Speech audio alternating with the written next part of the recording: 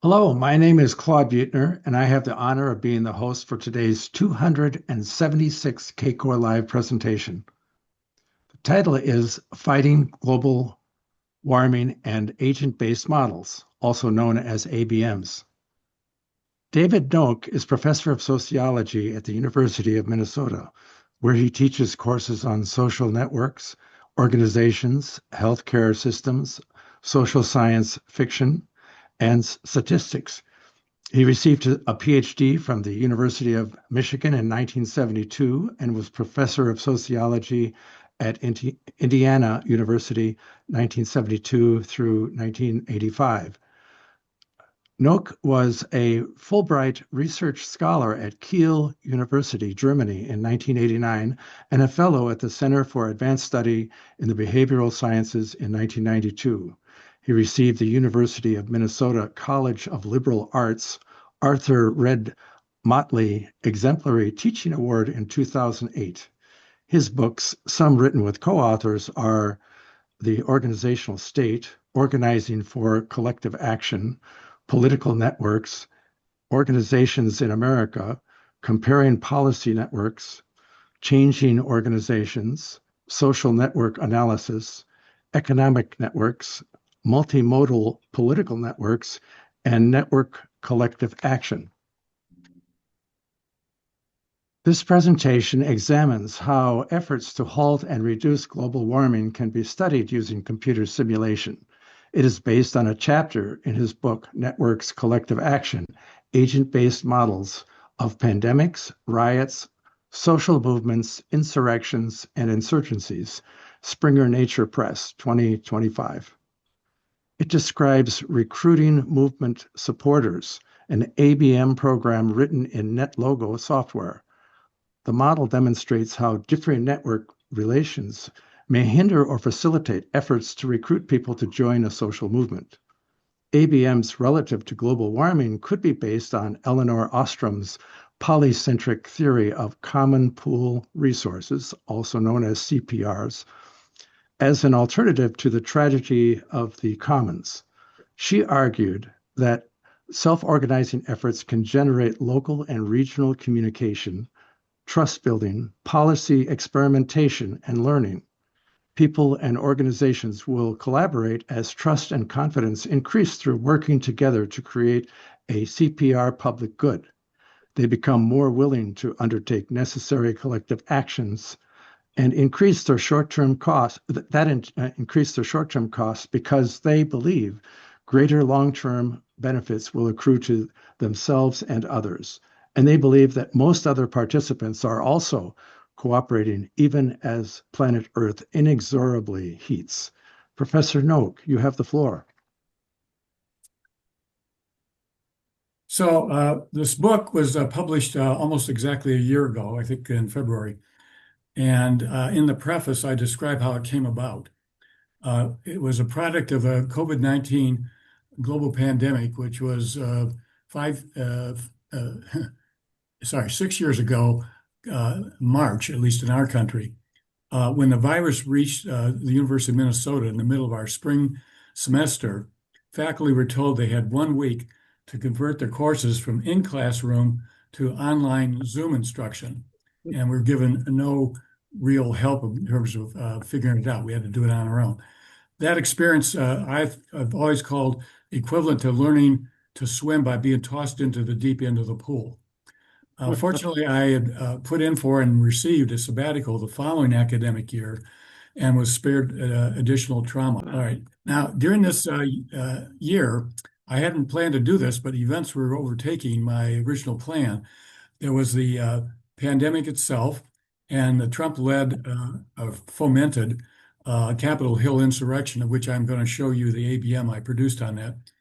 So I set about learning to write NetLogo computer codes. And over the next 3 years, my sabbatical project morphed into a half a dozen agent-based models of network collective actions that comprise the core chapters. And so I'm only going to demonstrate 2 of them so you get a sense of what's involved, the kind of variety. So first, I'm going to have a little trouble reading my title on the top. varieties of collective action. It's being blocked by some kind of, if I can get this banner off here that says it's being recorded. And it doesn't help too much. So anyhow, here's some examples around the time of the pandemic. That first year when we didn't have a vaccine. So there are lots of different definitions of collective action, and there's also the alternative collective behavior, which some people think is a different variety of behavior. Mark Granovetter said there was no formal definition used in his example of basically how a riot spreads. Instead, he was focused on formal model and not the substantive question of riot behavior. James Coleman, who also coined the term collective decision-making, says that collective action involves people carrying out the same or similar actions at the same time and obviously the same location, although I suppose you could have online collective action. That's hard to imagine. Their actions are transient, continually changing, are not in a stable equilibrium. Some type of dependencies exist among the actors. In other words, they're not acting independently, but they're acting in some sense influencing one another in certain behaviors. I would say the most detailed approach to this comes from Clark McPhail and a number of his collaborators. They preferred the term collective behavior, but in another article, Clark used the term collective action, and it was virtually identical way he was describing it. So he's very micro about that. He's looking in the crowd and seeing what people are doing. Two or more persons are engaged in one or more behaviors, such as those described in that parenthesis. They can be judged a common behavior or a convergent on one or more dimensions, such as the direction of the action, speed, the substantive content. Are they singing coordinated songs? Are they cheering? Or other kinds of things. So he's just trying to map very precise. And it's if it's not a large gathering, it's very hard to imagine how, even with research assistance, you can get all of that information pinned down. So I came up with this typology of ideal types, in which I'm saying there are three ideal types in a sense of Weber's types. They don't necessarily exist in a single observation. Either some are missing or just maybe some have aspects of one or the other. But the idea is spontaneous actions on the left are ones that don't involve any pre-planning, any coordination, or no leadership, and so on. Collective actions, which is really what I'm focused on in the book, typically will, but not exclusively, typically will have some kind of leaders or coordinators, people taking charge, arranging for marching permits and so on, scheduling events, making publicity, knowing about when we're going to meet and where we're going to meet, what we're planning to do, and so on. And finally, collective decisions are really decisions made by legislative bodies or other kinds of committees that have involved with regulation and so forth. And so that is off the scale as far as my research models concern, although that could be done in the future. So here's some examples of this sort of unsponsored, spontaneous or unsponsored kinds of behavior. Here you see some people at hooligans at a football game, or just reacting to the fate of their favorite team. And maybe the team won and they act that way. Maybe the team lost and they still act that way. You can see a variety of different descriptions there, some of which, for example, lynching, I would say is probably on the borderline between spontaneous and organized, depending on whether there's people planning ahead. But collective actions, this is the core of what I'm trying to do. So you have various social movements that are having events of one sort or another. And again, I won't read the whole list there, but it gives a variety of things. And at the extreme end of that, I put insurgency, and this would be a guerrilla type warfare. My classic case is the Cuban Revolution, the Fidel Castro landing in eastern Cuba and taking to the mountains and jungles for a couple of years before then overthrowing the dictator. And then the last part, these collective decisions, and you can see these tend to be very formalized sorts of things. There could be a jury decision on a case, a court ruling, a regulatory rulemaking committee, legislative act, executive order, and so forth. So what are agent-based models? They are models of complex computer systems consisting of a set of very simple rules for how individual agents will act, the interaction and influence they have on one another. They provide micro-level foundations, that is, at the level of agents, and agents can be typically thought of as people, but also as organizations. And other states, for example, in an international system of alliances, states would be the agents making alliances or attacking one another. And they seek to explain macro level population patterns based on the behavior at the micro level by the agents. They're a lot better suited to systems that lack central coordination, in other words, a bottom-up approach, than to authority-imposed top-down systems. And I'm not going to read this list of things, but these are the key assumptions that Macy and Willer came up with 20-some years ago. They're sociologists. Simple rule following in the middle, I think that's the key to it. You have to decide what are the simple rules that these agents are compelled to behave. When can they change the rule or have the situation change the rules that apply, and how that would alter then the outcome of the simulation. And last one, stochasticity means there's a certain random component to that. It's not dictated, it's just the general rules, but there's going to be some randomness to the result is, for example, who gets tagged as a proponent versus opponent. This might be based on a random assignment of certain probability. Very soon I'll get into the core of how this is done and show you some of the details. But just some examples. Kathleen Carley, as we're talking here about quantum mechanics for understanding social action from the ground up. Again, it's a bottom-up approach rather than a top-down imposition, which is more like what the collective decision-making would impose rules and regulations on a population, and you either adhere to it or you violate that and you suffer the consequences.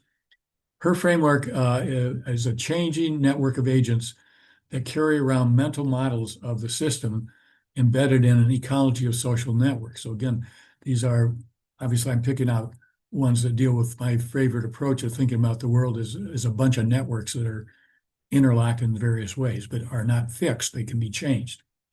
So two of her programs called Construct and Org Ahead plots the changing probability interaction among dyads of just 6 actors, and it tends towards stability over time. Now, I guess the godfather of this whole simulation approach is Robert Axelrod. Here's receiving the presidential medal from Barack Obama. He argued, and you can see this is 20 years ago, ABMs can address questions common to many fields, promote interdisciplinary collaborations, and provide a multidisciplinary tool where the math is intractable. That's good to know because my math ended sometime with introduction to calculus in college. And if I had to have tractable mathematics, I would not be able to do this. And revealed that there's a unity across disciplines. So even though I'm a sociologist, I think of my work as multidisciplinary because I find so many people and collaborators in other fields. So Axelrod's example is his own work on iterated prisoner's dilemma games and other topics. So games and simulation, that's key to one approach to this whole business. It includes biological evolution and military alliances in Second World War. And this is a very interesting statement here. ABM can be a hard sell to convince academics who work with math and statistics. So, but I'm not trying to sell it to them. I'm trying to sell it to non-mathematically capable people. So there's a primer, this is one of several kinds of primers out there by McCall and North, and also by himself. They sought to show ABMs are useful, usable, and used. And I like this one quote. which is all models are wrong, but some are useful. And so they're arguing that ABMs can be useful in advancing knowledge and understanding.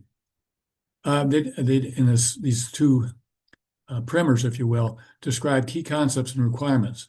It lists a variety of ABM software, including NetLogo, Repass, MATLAB, and so on. There are a couple dozen or more out there that are available, and some may be more user-friendly than others.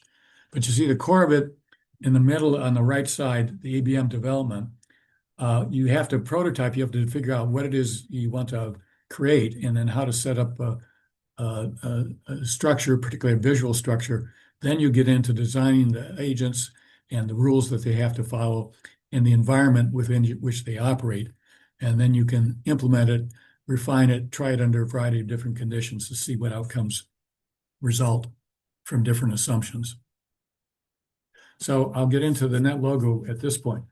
This is a programming language was aimed at school children, mostly high school students, and at domain experts without computer skills. And that would be another instance of why it's suitable for me, because my last encounter with Fortran was almost 50 years ago. NetLogo was designed in 1998 by Uri Walensky at Northwestern University. And his library, this NetLogo Commons, is a library probably at this point several thousand different. I've actually, all 6 of my models from the book are located there. And it's been looked at by several hundred times, maybe actually more than 1,000 times, and several hundred times downloaded various ones of these programs. So it is getting some investigation, I hope. There's Uri on the left side. They called their agents turtles because they had a lab robot that was shaped like a turtle. And the environment are called patches. So the screen on which the turtles are wandering around are patches. You can think of it sort of like a checkerboard of which all the same neutral background. Then you can begin to do things like put up buildings or trees and roads and so on. These agents move and interact with one another across this landscape, not a 2x2, but a 2-dimensional, although I think there's a 3D version. I've not used that. Program allows for the creation of a variety of switches, sliders, and I'll demonstrate some of these, and choosers that enable an observer, that is a person who's either using the program or designing it and trying to improve it, to vary the parameters and plot changes over time in the sizes of the turtle subpopulations. For example, if you're studying a pandemic, you'll have infected, recovered, immune, and dead turtles. And you can plot the changes in these subpopulations over time. So I'm going to start with the Capitol Hill riot. The participants were not tourists, although apologists claim they were just visiting the Capitol and wanted to see where their representatives and senators were working. The planning and coordination that brought them and their weapons to Washington took place over weeks between the election and Trump's urging them to come on the certification day, saying it will be wild.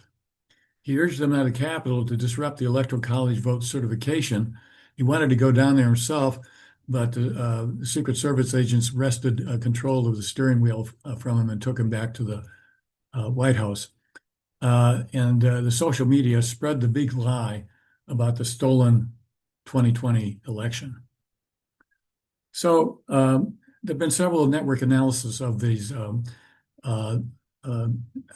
what I call insurrection, because that was the formal charge, is not an insurgency, but an insurrection.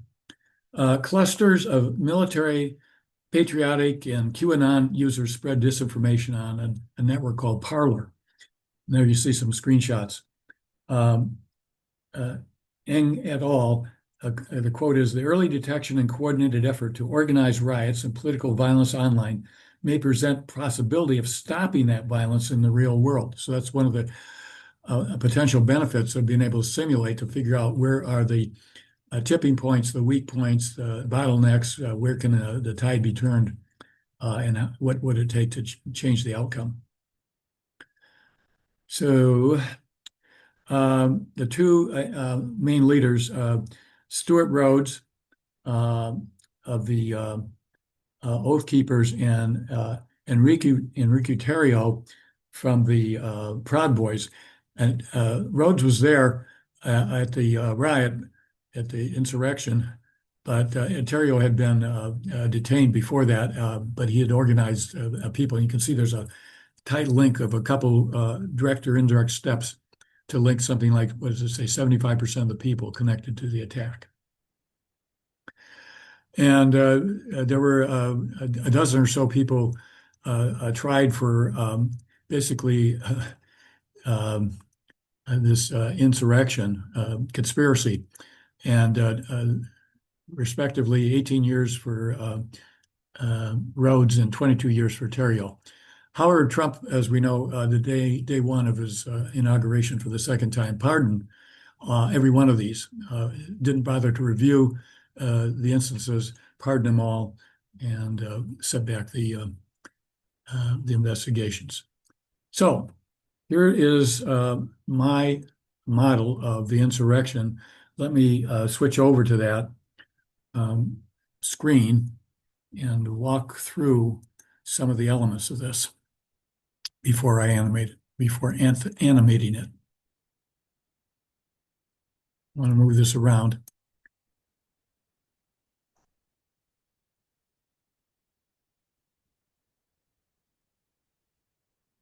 I don't want to make a full screen yet because I want to be able to switch back and forth within the various components. Okay, so I'm going to go back to, sorry.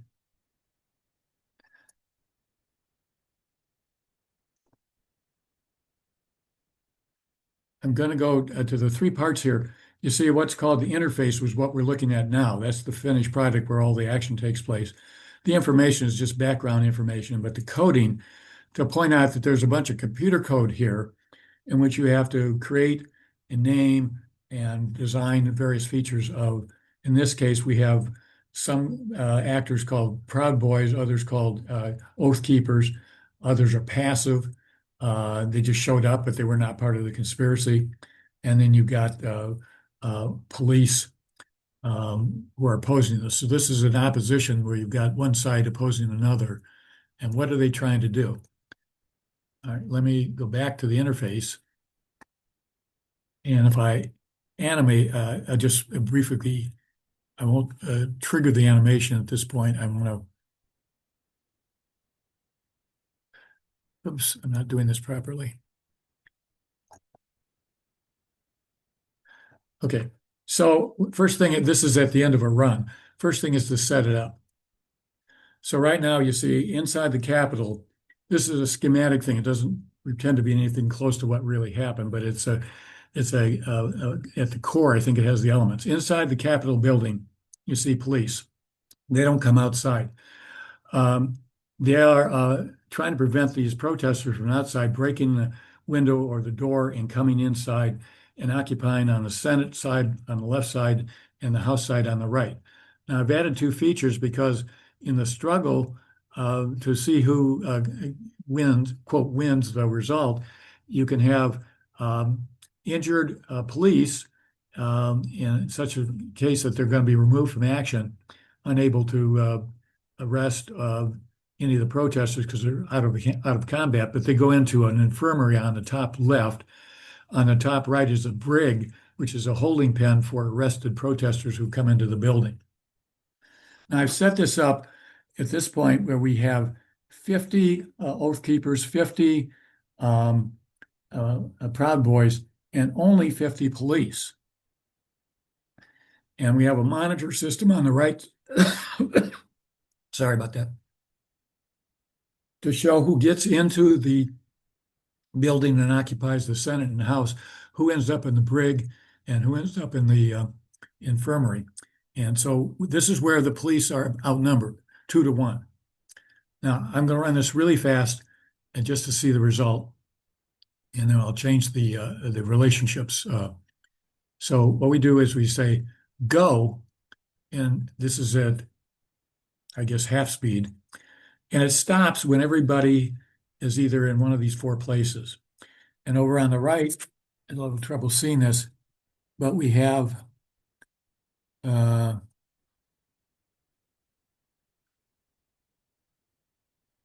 80% of the insurgents are in the chambers, only 20% are in the brig, 30% of police are injured, and that's about it. Now, I'm going to just make one change and run it one more time. Instead, I'm going to reduce the number of Oath Keepers and Proud Boys to about 25.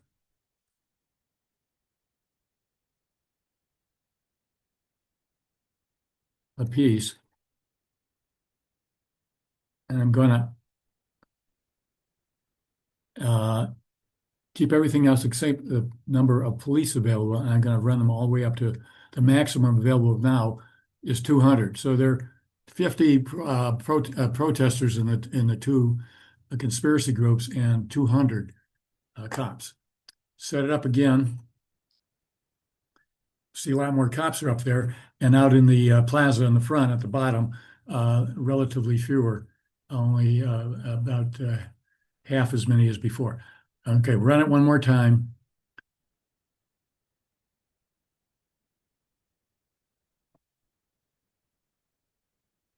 I have to hit go. There's the tracking going on the right. And when it stops, instead of 80% of insurgents reaching the chambers, where they were overwhelming numbers, you're still down to 22%, and you get 78% of the insurgents ended up in the brig. And the percentage of police injured is less than 10%. So this agrees to, hypothetically with what the chief of Capitol Police said in his memoir, is that they were outnumbered 50. He says 58 to 1. Hard to believe that many, but he says 58 to 1 outnumbered. And this shows that if you can get overwhelming counterbalancing force, it might be possible to nip this, at least the severity of it. Okay, one other program to show, and then I'll do a speculation about the climate change.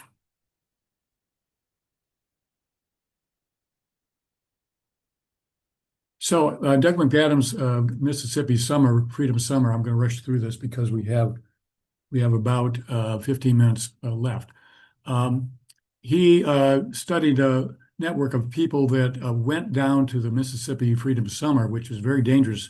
Three of the people who showed up were kidnapped by the Klan and murdered and buried in a dam, I guess. Compared to 241 applicants who withdrew and did not go to the summer, to the 720 who went to the Mississippi Summer, there were more organizational affiliations, higher past civil rights activity, and most importantly, from my point of view, extensive and stronger prior ties, network ties to other Freedom Summer participants that would help to sustain them in dangerous situations such as these people faced. The two strong categories, twice the number of volunteers and nearly 3 times the number of activists as the withdrawals. So here's my attempt to show how to recruit your friends in your network, assuming they're friendly people, but people in your network who might be disposed to join you versus those who resist it and are not willing to help you spread the word and recruit more people. So here's we have you can vary the numbers, but we could start off with 30 actors in the network and the average number of ties. So some of them have 4 ties, some have 3. One at the bottom has only a single tie, but on average. And then we can see the result of that. Let me go to that model. And it's the second one.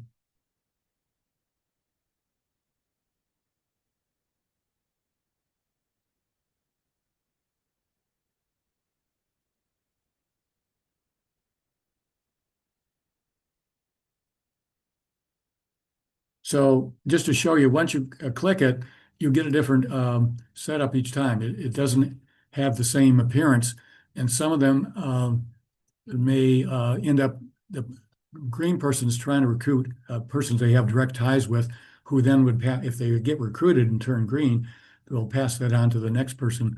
But these red people block that. So, for example, in this example at the top, you have on the top right corner, you have a half a dozen blue people, but they're blocked from receiving the messages, the appeal, by two red people who are not going to pass on the message. Let's see what happens if we go just once at a time. All right, so there, the instigator has recruited 3 new people. They managed to recruit some other people here, but we have a blockage down at the bottom. So everybody in the lower right and the top left, top right and lower right will not be recruited, since they're basically, there's a gatekeeper preventing the message from going on. At that point, we're basically done. It doesn't change anymore. So one of the things you can do, and I'll go back, instead of running this more times, I'll go back and simply look at the results in the book. You can run these experiments very quickly over and over again, and then get a statistical analysis showing the mean and the variance on the outcomes, which is what I've done in this particular set of slides.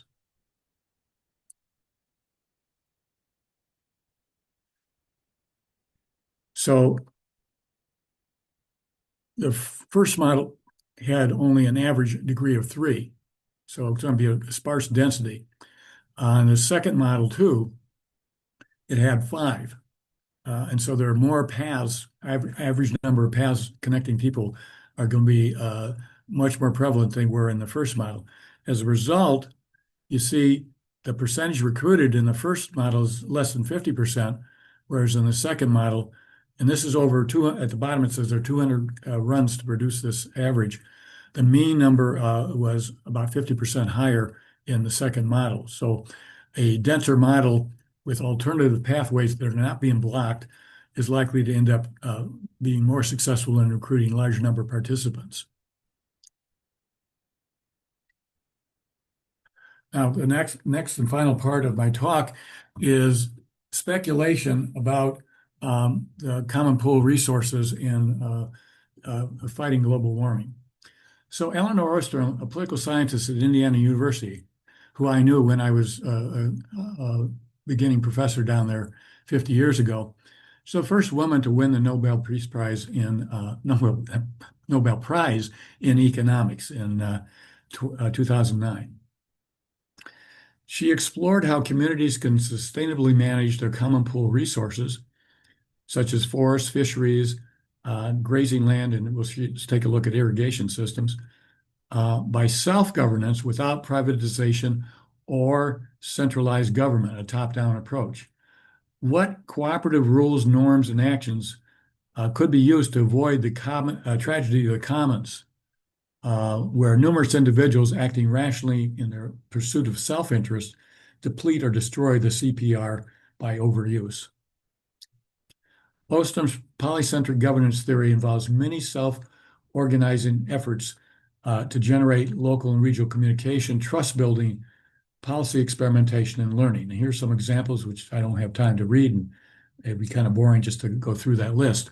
But that it suggests that these are kinds of rules that might be embedded in an ABM model attempting to simulate common pool resource structures. And she says in one article, waiting for a single order solution of global negotiations is problematic. Decades-long failures of nations at the top to reduce greenhouse emissions reveals that top-down solutions are, I think her conclusion is impossible or very, very unlikely.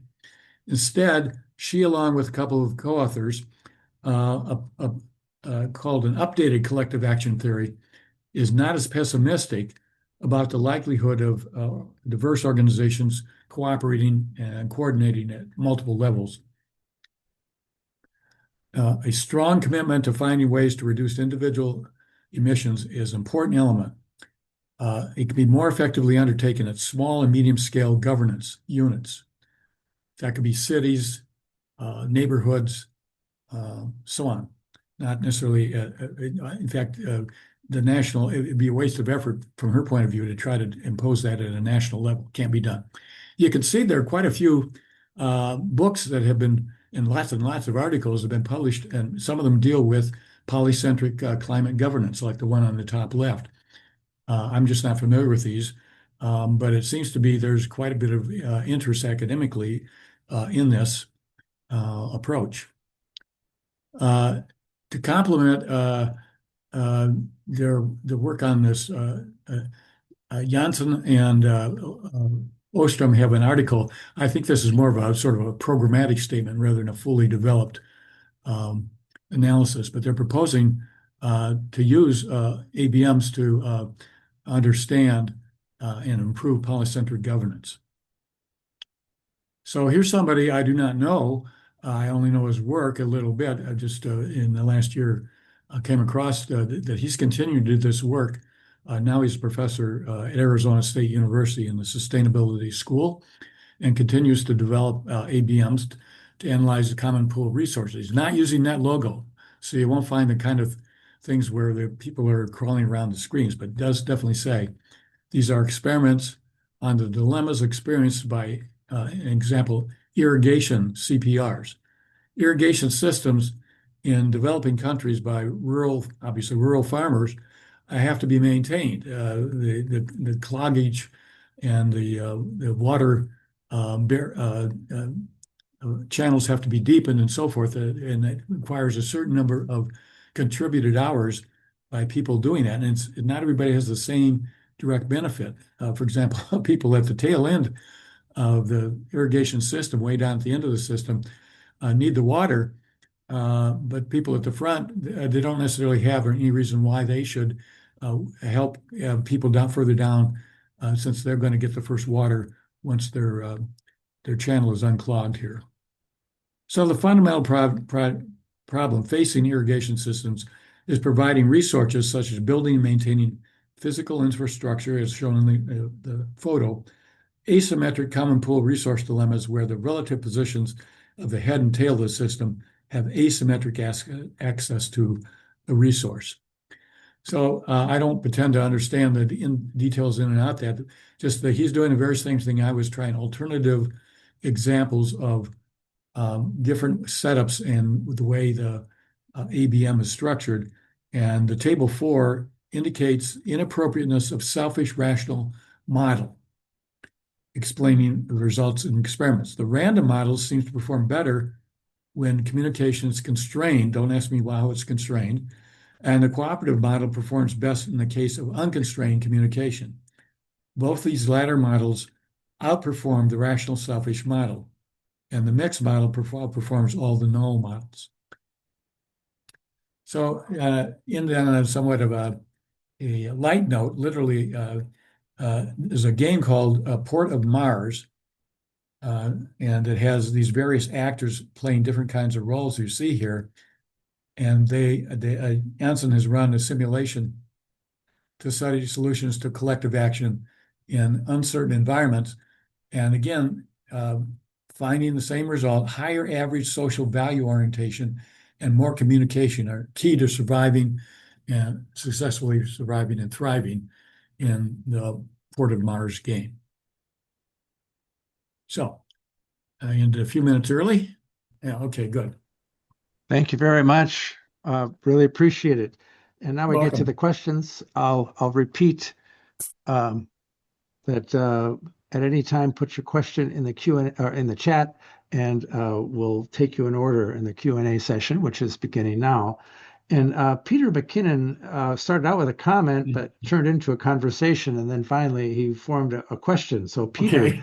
if you turn on your camera and your video and your microphone, and Richard Vanderjack, you had a very interesting follow-up. If you would like to participate, you can also turn on your camera and your video at this time.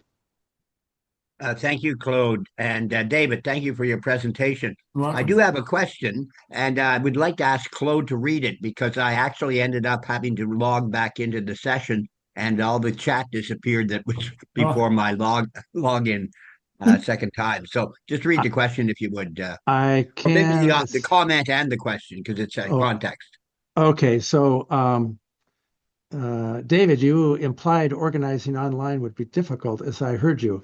I would suggest that various colored revolutions, in quotes, earlier this century were well-organized social movements. Even the recent No Kings protests in the U.S. were primarily organized by using the internet.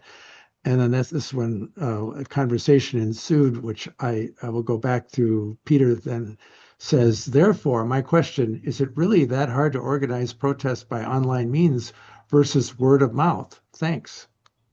Well, what I had in mind in the comment wasn't really well phrased. I'm talking about having a social movement that's strictly online, as opposed to the No Kings, as I understand it, yeah, it was organized through mass media, social media, and so forth.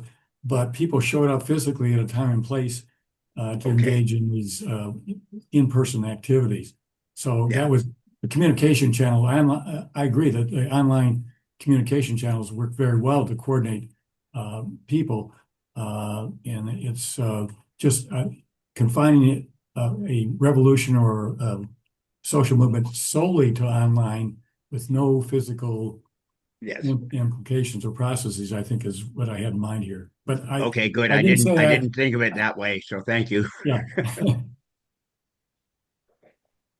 I would agree with you as well. It would be hard to organize a social protest. I mean, conduct the social protest online. Richard, I know you in the past you've had some video issues. Do you want to come on No, with your mic? Even when I'm trying to turn on my video now, it's blocked. It says because it says the host has stopped it.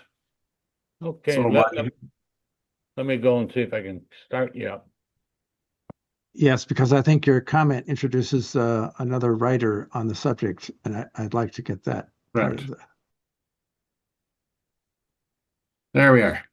Good, thank you. Well, I'm just curious, David, how your views differ from Naomi Klein. When she wrote over 10 years ago in her book, This Changes Everything, she actually was very much in favor of a bottom-up action.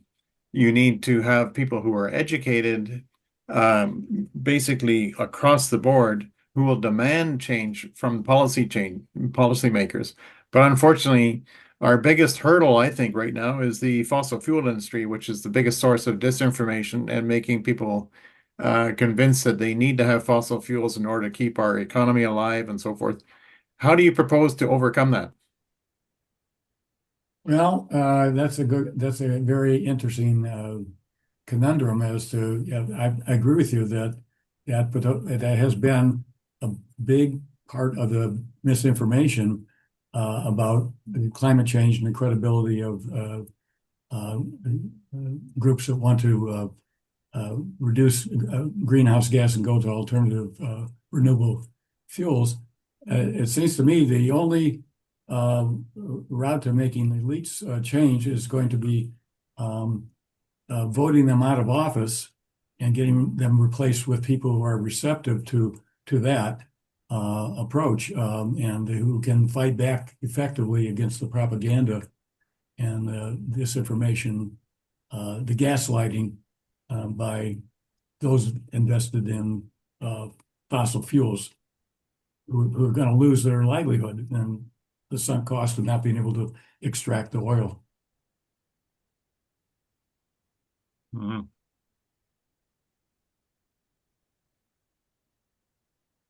Now that can be done through mobilization of people who want to see a transformation of fuels to solar, wind, hydro, whatever, even atomic power plants,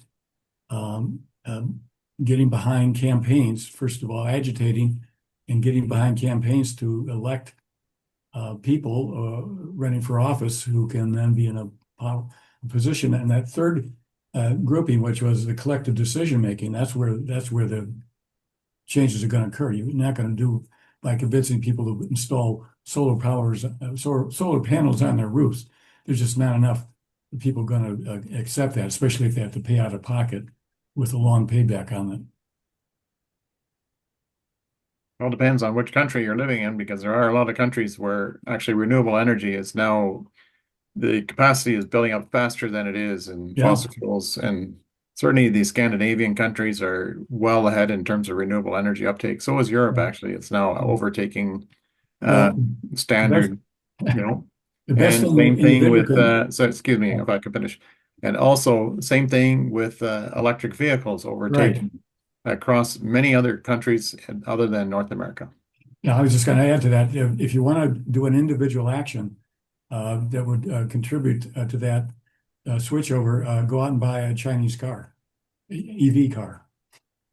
Well, the biggest hurdle against that, and there was an article in this morning's Hill Times on that, is that Trump is a big hurdle in the Yeah. US against That's- the uptake of EVs That's in why he's America. got to be boxed in the next election, and then of course he'll be out of office 3 We years. hope. The assumption is that he's unable to run for a fourth time. Yeah. Thank you.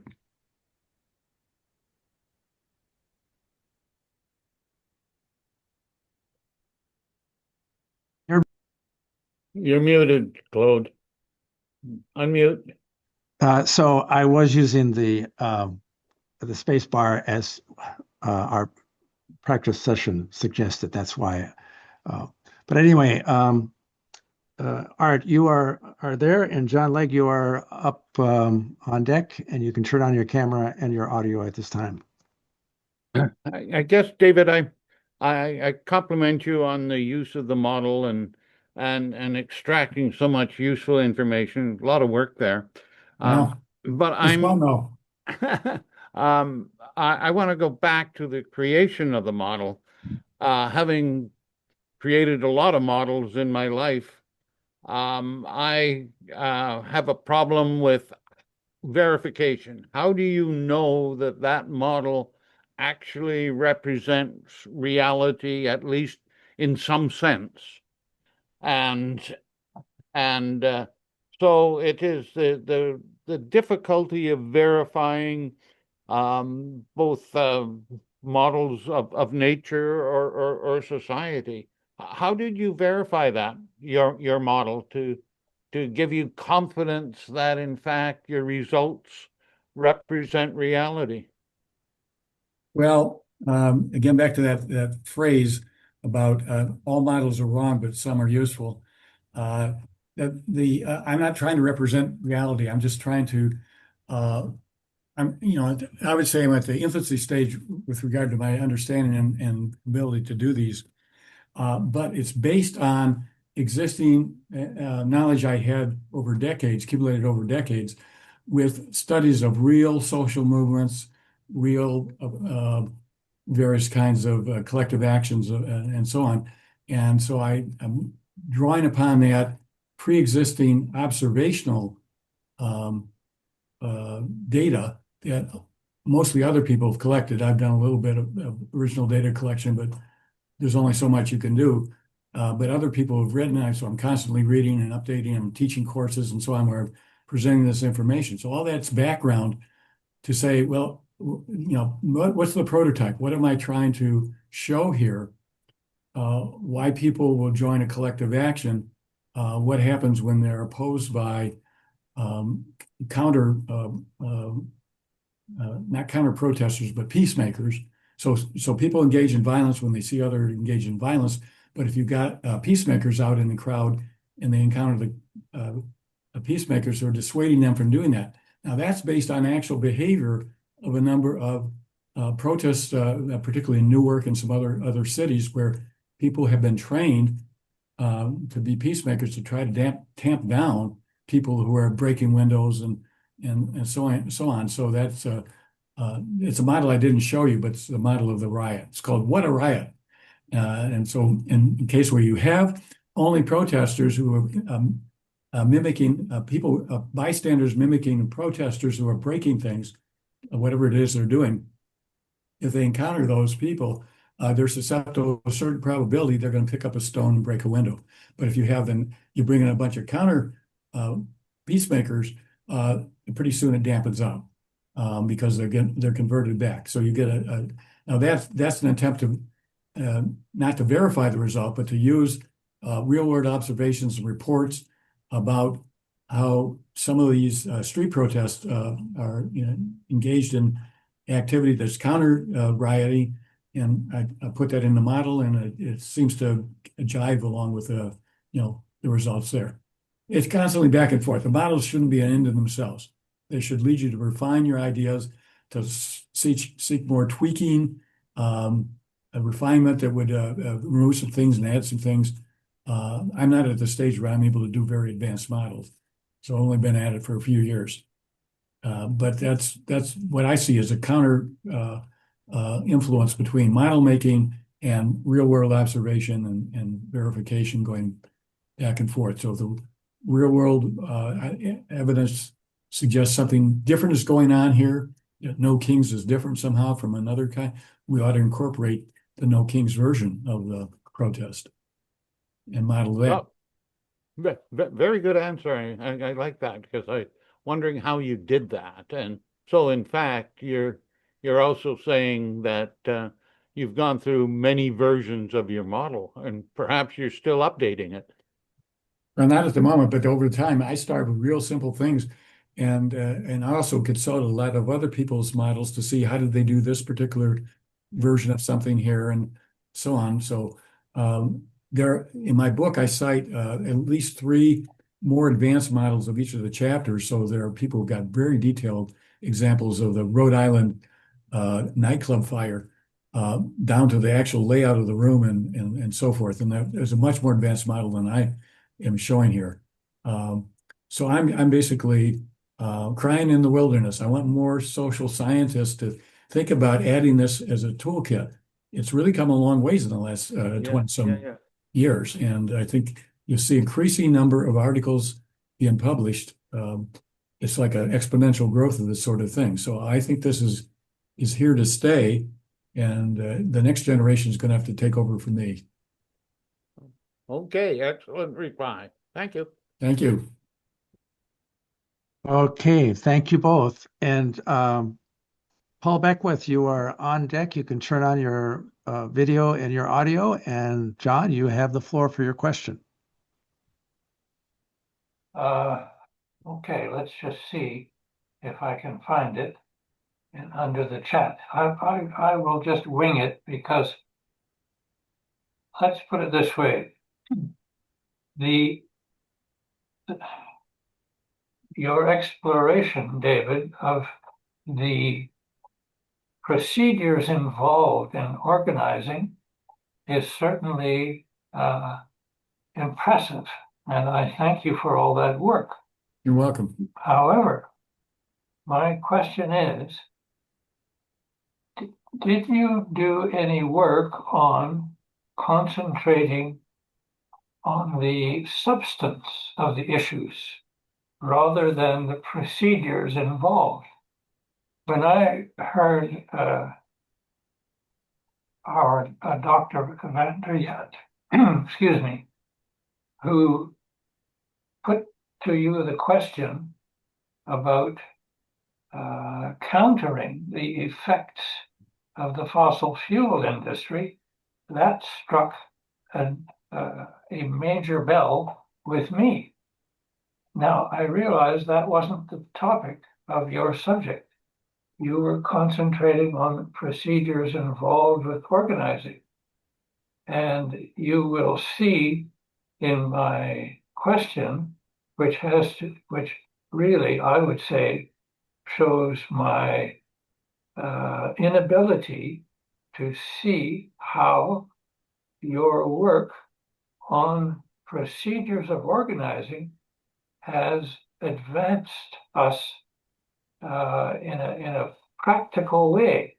Now, if nothing else, my question shows my frustration of the 15 or 20 years I've spent on this subject, which we don't seem to get any closer to. So if nothing else, can you somehow give me some hope to how should I say, beat down this frustration. And one last comment is I don't wish to presume you know what our present Prime Minister is up to. But what he seems to be up to is strengthening Canada's economic situation first before he can, how should I say, make any real progress on the major problem of the century, that is global warming. So, Well, I think the way you would try to incorporate something like that, you would, instead of just the process of gaining access to a building or getting people to attend a rally and so forth, is to think about incorporating some goal objective. What is the purpose of this showing up at this place with a bunch of other people and agitating for what? What's the goal? What's the objective with trying to transform policy? That's something I don't have in the current version of models. I'm really, as you suggested, focused very much on the process of collective action as opposed to the outcome of the collective action or the consequence but I think that is for collective action to have an impact, it has to have some way of influencing those actors in a position to modify policy in a way that will produce a different outcome collectively for the system as a whole. Whether it's transitioning away from fossil fuels to renewable fuels. okay, all right. So I think I think you're sort of anticipating maybe a second edition where now that we have an idea of how to model collective behavior in the sense of moving across the landscape, entering buildings, assembling at a certain time and place, what is it that the appeal is to, and how do we show that the decision makers are listening to and changing their behavior as a consequence to some extent of that collective action? Okay, well, I look forward to the second edition because that's where the rubber will meet the road. I think you're right. Thank you very much. Gene, you are on deck, and Paul, you have the floor. Yes, thank you. So a couple ideas of things that might be interesting for you to model are one is the Ottawa truckers protest. Basically, all of these massive truck rigs blocked the entire downtown core of Ottawa for almost a month. And nothing really happened much to try to displace them. And what was a turning point to end that trucker protest, and it was against vaccinations for COVID, mostly things like that. Lots of fuck Trudeau signs, and they used the Canadian flag. They kind of hijacked the Canadian flag for their protest. And we're talking about hundreds and hundreds of these massive big rig trucks just completely choking the downtown in front of Parliament Building and many streets southward. And the public was just getting fed up, of course. But I think what triggered the end, I could be wrong on this, but there's a group called the Raging Grannies of women, most of them 70 and 80, and they started blocking the roads so that the truckers had camps in South Ottawa. And near Billings Bridge was a main access route the trucks would go. So the Raging Grannies started blocking the road so the truckers could not go downtown. And the police realized that this is going to get really out of hand with the public action and ended the protest. But I could just see your modeling. You talked about the White House situation, and you could get there's lots of data, lots of information and coverage on the truckers. So it'd be interesting to see the dynamics of that. And then on the positive side, we had Roger Hallam on who was talking about organizing people, like getting people to take action. He spent 5 years in prison himself for Right. some of his actions, but he's a great, a great speaker. So the second issue that would be really interesting to model would be the UK National Climate Emergency Briefing, which happened on November 27th of last year. So why this would be interesting is a couple of main organizers, and in fact, I'm interviewing them for my channel, the Climate Emergency Forum. Nick Oldridge and Simon Oldridge were two of the key organizers. They had background with a group called Nature Save, which is a sort of green or ethical insurance company. But anyway, what they managed to do is they got a dozen plus scientists to talk about nature, climate, energy transitions, weather extremes, tipping points, health, all these different economic aspects, all related to climate change. Those were the topics. It ran several hours. You can watch videos or clips from the different scientists speaking, but they managed to get over 1,200 politicians, like British MPs from all parties, leaders from business, culture, faith, sport, and media to attend this huge event. So they got a tipping point for at least having the event to inform the public about the dangers of climate change, in this case to the UK. So, it would be fascinating to see if we could get a similar thing in Canada. So your modeling of the different components going to that briefing, I think would be fascinating. Just a couple ideas. Yeah, well, thank you. I think they're worth pursuing. Not necessarily will I be the one to pursue them, but and I sort of was vaguely aware of the first incident, not the second example you gave. What do you see as the impact of that meeting of all these top figures? Well, did that it was have any follow-on, or is this something that just sort of paying lip service to by showing up to say, well, yeah, it's an I interesting mean, that problem. remains to Have be to work seen. It on was the end of November, so it was Right. just, it was a month and a half ago.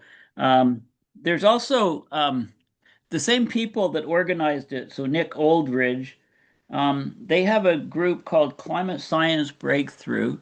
A lot of videos, and what their angle is they're trying to communicate climate change by they have debates between comedians and climate scientists. Okay, and the comedians are supposed to be basically translating the complex science to something everybody can understand, and humor and being injected into it, I think, is an important component. So along these lines, I've actually signed up for a to take a course to be a stand-up comic. I've got the science aspect. There's a comedy club called Absolute Comedy in my neighborhood. And they offer courses like once a week for about 8 weeks on how to and then if you graduate, you perform a 7-minute stand-up comedy at a club. So that's my intention to do it with climate change involved. There needs to be a few more people signing up for them to hold the course, but at some point it sounds like a very interesting thing to do. It's all about how do you communicate more Sure, effectively yeah. to people. Yeah, getting your So the viewpoint across. modeling, yeah, I mean, you can model, negative events, or you can try to look at social tipping points for positive change.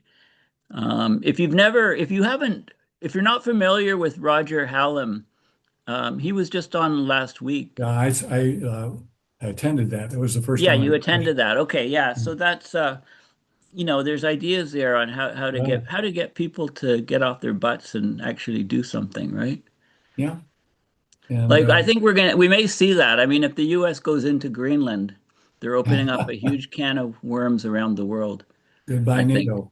they could, or yeah. So Well, thank yeah, you. anyway, Those are interesting avenues to pursue, and I work. wish you luck with that comedy, a second career. I'll do a video here for sure on CACOR about climate and climate debates with comedians. Yeah. I can do both sides of it if I take the course. Climate comedians, it's no joke. Yes. Okay, well, thank you. Thank you. Thank you very much. I have to interject here that I actually approached, I forget the name of the comedy place on Lake Street in Minneapolis. This is a couple of years ago. And I wanted to have a sit down and to get someone who's a comedian, stand-up, who's interested in climate. And it was crickets. I was just, it's not even an acknowledgement. What an interesting idea. No one here at the time is interested. So I applaud your efforts, Paul. How long ago was this that you? This was about 2 years ago. So I was, Okay. when I first became really collapse aware, and CACOR is a mixture, by the way. This is an aside. Sorry to take the time, but there's a lot of people who are doomsters like myself who are not afraid to say that based on the scientific evidence. Please show me the evidence that this is wrong. And a lot of people look at the evidence and say, yeah, but it's not hopeless. Okay. And I wanted to, someone who already has the space to reach out on the broad audience, because obviously this is a very suppressed situation that we have, as Peter Carter calls it, the climate catastrophe. And even he brought down one of his videos from last year. I think the pushback was just too great. So anyway, I want to get to Gene, who has the floor. As soon as I mentioned to Peter McKinnon, you're on deck and you can turn on your camera and your microphone for your follow-up question. Go ahead, Gene. Thank you very much, Claude. David, I was wondering if the segue is with Paul talking about the trucker strike here, but also your comments about using episodes that could be used to refine your model. And I was wondering if you had ever given any thought to using the Arab Spring protests that came up a dozen years ago to model, to refine your models, because there were different results in different countries, and to see what was the difference and how did that actually affect the outcomes. Well, my understanding, there's a whole book written about this. I think it's called Leading from the Rear. That gets into that. I haven't really read a detail of that, but the role of the military in each of these countries had a big impact there. And it was only Tunisia that was successful in becoming a quasi-democracy, whereas in Egypt, the military actually eventually ousted in a coup, and we have the current head of the state as a former general. So that in authoritarian societies, that tends to be the situation. If for example, what's going on now in Iran, if the Revolutionary Guard starts defecting from the Ayatollah, it's over for him. But I don't know enough about what's happening on the ground, whether that's likely to happen or not. You hear a lot of people saying it's the end of the theocracy after almost 50 years, but I think I don't think anybody has a good idea where it's headed. It's going to be up to people on the ground, basically, convincing enough of the oppressive apparatus, the state police, the Revolutionary Guard, and so on, to either be neutral or to switch sides, defect. So that has happened in various places at various times. Yeah. But probably more often the brutality of suppression. They just kill enough people, and people lose hope, and they don't show up for any further risk to their physical safety. So you don't think that would be a decent model or decent thing to look at then? Because no, I do. I do think it would be. Yeah. I do think it's worth modeling. Yeah. But again, we have these separate outcomes, and I think the crucial thing would be you have the government, and maybe a single dictator. You have the military and police forces. You have the protesters. You have standby people or not engaged, and they're probably not, except as a cannon fodder, really going to be a big factor in the outcome. The factor in the outcome is what happens to the police and the military when enough protesters are battling them, and they're convinced that this is something they can't continue to do, and they switch sides. Would there be any logic in actually going after and comparing the Arab Spring protests models with Mahatma Gandhi's nonviolent protests? That's an interesting, combination. Very, very interesting comparison here, because you had the British system is nothing like those Arab dictatorships that were part of the Arab Spring. The nature of the regime and the supporters and opponents of the regime are going to be, and the tactics used, nonviolence versus physical confrontation with violence. I don't know if you can have an integrated model. I think they're just radically different social setups going into transformation or lack thereof. Right. But it's interesting. It's an interesting thought. Somebody needs to pursue it. Well, no, I won't. Anyway, thank you very much. Sure. Okay, thank you for that exchange. And we have, let's see, another 15 minutes to go of our nominal 90 minutes. And if Richard wants to come back to elaborate on his comment that it's a follow-up of the discussion, by all means, turn on your camera and your microphone. And in the meanwhile, Peter, you have the floor. Thanks, Claude. I guess, David, my question is a bit of a follow-up to what Gene and you were just talking about. I was wondering, is the model that you're building, or the models you built, is the tuning that you do, is it based on simply adding refinement to the inputs, or is it as opposed to feeding a sort of a mathematical equation or an algorithm? It's not mathematical, except behind the scenes. In other words, somebody's programmed this language, but it's a very user-friendly in the sense you don't have to know the deep structure. You can simply manipulate various things. I'll give you an example. Actually, is almost all these models, I start off with an initial model number 1, and I just try to get the layout and the number of actors and so on. And then I go to a model number 2 where I'm adding something, certain kind of movement, or I figure I need to put some kind of obstacle here, or maybe bring in those peacekeepers that I did not have in model number 3, but now is in model number 6. And so it's incremental. Trial and error, basically, is what my approach. Okay, thank you. And what is the mathematics that is used? Is it just sort of simple linear equations, or? I really don't know, because I think that may be proprietary. The NetLogo software is the surface is what we see when we write our own program, but it's being done by a programming system that's behind it. I don't even know what language it's being programmed in. And I'm not sure you and I would have the ability to get access to that, because I think Uri Walensky wants to make this proprietary. He's made the surface part of it available to everybody. How to write not even equation, how to write commands. Have somebody go from A to B. Is this the turtles that you're referring to are from the MIT labs some years ago?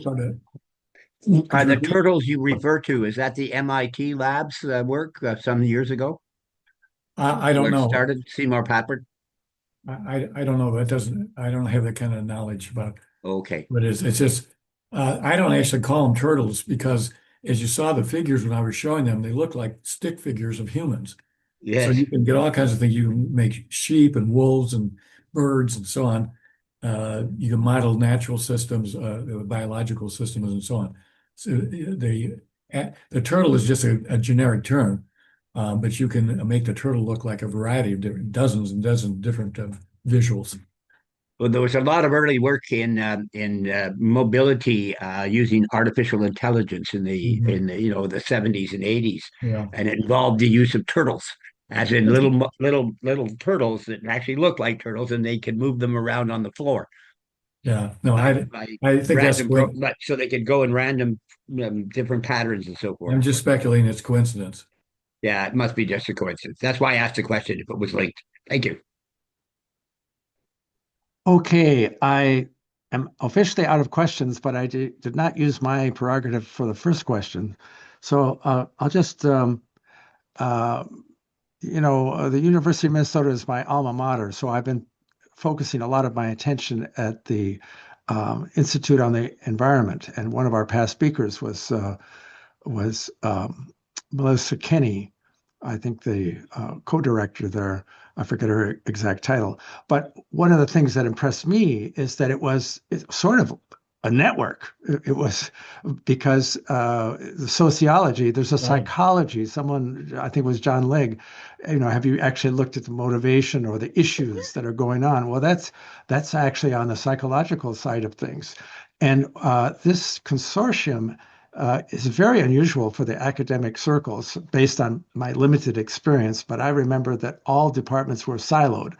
And so to have the university have sociology mixed in with the psychology, mixed in with the science of atmosphere and what's going on there. Are you officially part of that consortium? You yourself? No, I wasn't aware of it. I wasn't aware of it until just this year or last year when you mentioned that. But I did look into the website to just see who was involved in it. So a large number of people. I don't know how active some of these are. They may just be passive members. But climate change has not been a priority in my research. But as I was writing this book, it became something in the news. The climate was clearly changing with the weather patterns being disrupted in the oceanic stream Atlantic current, for example, being threatened and so on. So I've become increasingly aware of that, and I at this point I'm sort of, because I finished this book just literally a year ago. It was like early January 2025, so that had consumed all my time up to that point. And I'm sort of at this point thinking about the next thing that I want to do. I'm not sure. I just can't commit to anything right now. I've got several options I can consider. That's a good position to be in, actually. Yeah. So that's a segue into some of our questioners were suggesting things you could model. Is there a sociology of upheaval? And that's one part of the reason that I invited you, is that you addressed this very pointedly in the title and subtitle of the book, of the textbook, that you were looking at insurgencies and riots and things like that. Right. Disruption. Yes, disruption. And I am sure that the people who want to maintain the pressure cooker are also perhaps using these tools for propaganda to make people look at the pretty birdie, the smoke and mirrors, obscure what's actually happening to the biosphere. So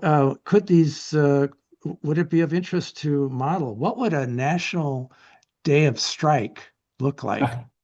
Or a week, or an international day of strike where people protest the globalization, and if we have to manage the coming disaster, and maybe the best way to do that is to have local manufacture, because there won't be the same degree of interconnection in a world where it has collapsed down to, say, 2 billion people from the current 8.3 billion.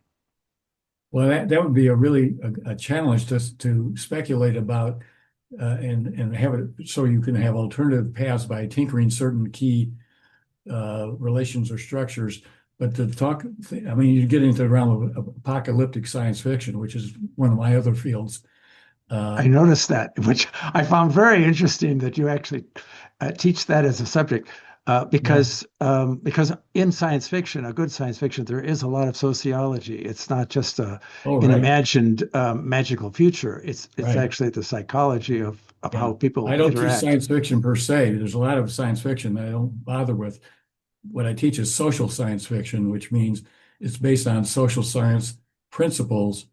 So people can't time travel. it's not social science fiction. They can time travel and go back and kill their grandfather before your mother's born. That just doesn't happen. That's fantasy science fiction rather than social science fiction. But what you're describing about a catastrophic breakdown of the international system would be something really, really challenging to do. And to think about ways that there's sort of like tipping points where it's irreversible versus those that can be halted and, if not stabilized, even reversed. These are very general concepts, but that's how you begin. You start to think about what's the prototype? What am I trying to imagine as possibilities? And then how do I capture that in terms of a model that has various kinds of actors? So you have states, you have populations, you have organizations, you have public institutions, you have private, for-profit, nonprofit, and social movements. And that would be a very complex model when you're eventually finished. I can hear the gears turning in your head. I hope that you find something that satisfies you for your next project. And what we often remind speakers is that perhaps in a year you want to come back to do a follow-up based on your where your research has gone. Well, if I go in that direction, I definitely would want to do that. Or if you go in other directions that would be useful to, CACOR's agenda of understanding what's happening in the world. Certainly sociology is an important part of that. And actually, now it go ahead. stimulates to my mind that there, in doing that course in social science fiction, I ran across a subcategory called climate fiction. Cli-fi. Unfortunately, he's sick. Normally, our co-producer, Gene's husband, David Dougherty, wrote, and I'll send you an email specifically for that, a trilogy. And he is a retired ecologist. So it's sort of the last, where does humanity end from an ecological point of view? So there's I'll just give you an example. How long can a lone survivor live on a dog carcass? In the book, and Dave will explain why he figures it would be about a month. Wow. If you were able to cut it in strips, sun dry it, and you'd have jerky. So that's the level of, it's a fascinating. So sure. Dave, I'm giving you some advertising here. But I think at this point, we're going to move to Art, who is a current board member, for our official thanks. Thank you so much, Professor. You're welcome. Thank you. Yeah, Gene, could you put up the end slide? I guess the thing that's really new to me, and I don't know about others, but this whole concept of social modeling and as was said, social science fiction is absolutely intriguing. I didn't know there had been so much work that had gone on, and particularly yourself, David, in putting this together and explaining it to us. I expect that the number of hours you put in, you probably don't even want to admit to it.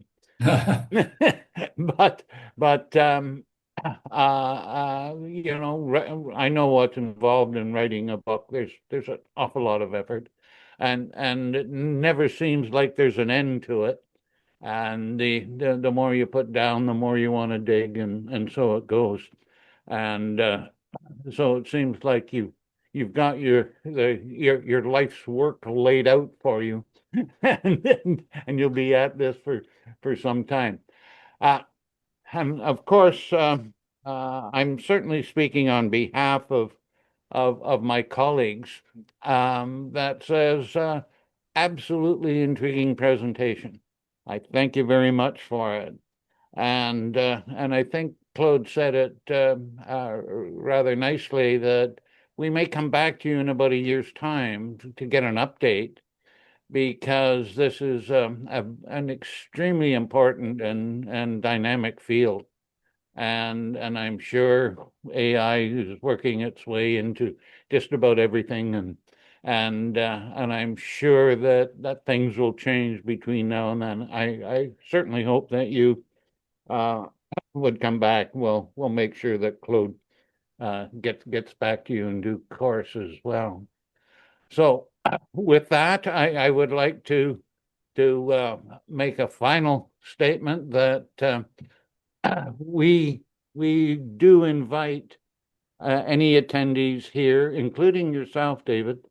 If you're not a member, which I know you're not, you can consider becoming one. We'd be more than happy to include you. And we do have a weekly newsletter that goes out, which gives all the updates that take place on our outreach techniques and from our website and from our breaking news and others, and we do ask for people to sign up to it. Get on our website. The URL is there, and just sign up to it. And if you find it useful, one email a week. That's all. We don't sell lists to anybody. And if it doesn't provide any interest to you, you can, of course, unsubscribe. Anyway, I'd like to say as well that our members, there is a small fee to become a member, and but we are a registered educational charity, and one gets a tax receipt for this fee, and of course any other donations that you may wish to make. And I do want to wrap this up by saying we do have a YouTube channel, and you can, of course, find us by going into YouTube and searching for CACOR, or the Canadian Association for Club of Rome, and you will find us. We will be putting this presentation up on our channel, and in fact, I'll make sure that you get a link such that you can go and view it yourself. And by all means, share it widely with your colleagues. There is, of course, no restrictions that CACOR puts on its use. And with that, I would like to say one more time, thank you very much.